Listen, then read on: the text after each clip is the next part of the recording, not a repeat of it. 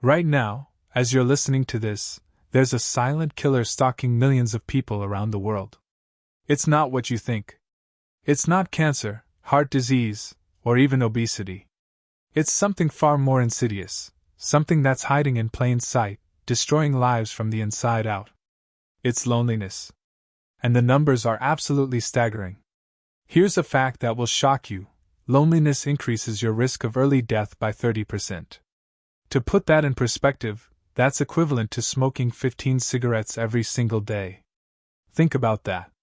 We've spent decades warning people about the dangers of smoking, creating massive public health campaigns, taxing cigarettes heavily, and banning them from public spaces. But loneliness? We barely talk about it.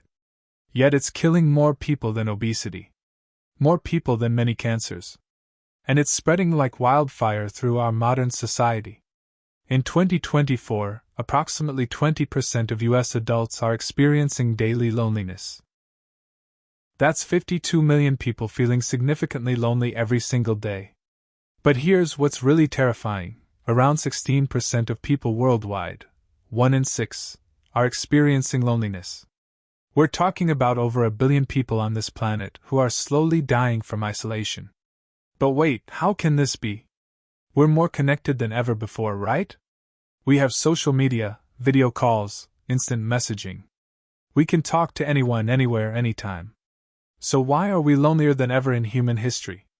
The answer is both simple and devastating. Connection and attachment are not the same thing. You can have 1,000 followers on Instagram and still feel completely alone. You can be surrounded by people and still feel like no one really knows you. Modern technology has given us the illusion of connection while systematically destroying real human bonds. And your body knows the difference. Oh, does it know?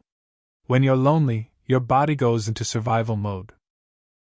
It thinks you've been abandoned by your tribe, left to fend for yourself in a dangerous world. Loneliness alters the tendency of cells in the immune system to promote inflammation, which is your body's way of preparing for injury and infection.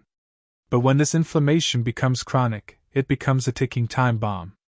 Lonely people's white blood cells seem to be more active in a way that increases inflammation, while they have lower levels of antiviral compounds known as interferons. Think of it like having a hyperactive security system that's so busy fighting phantom threats that it can't defend against real ones.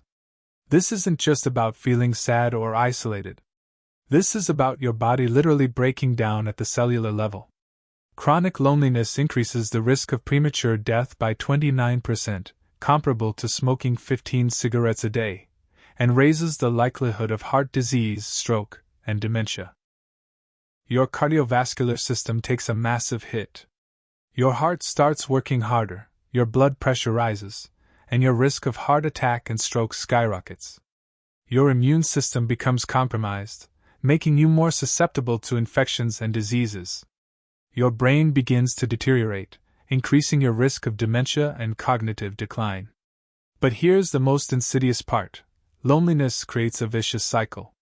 When you're lonely, you become more suspicious of others, more likely to interpret neutral social interactions as negative, and more prone to social withdrawal.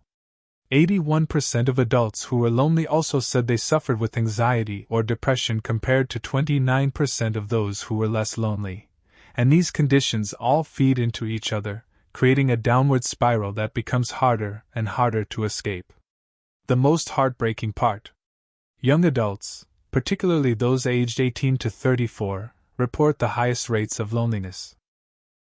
The generation that grew up with social media, the generation that's supposed to be the most connected, is actually the loneliest.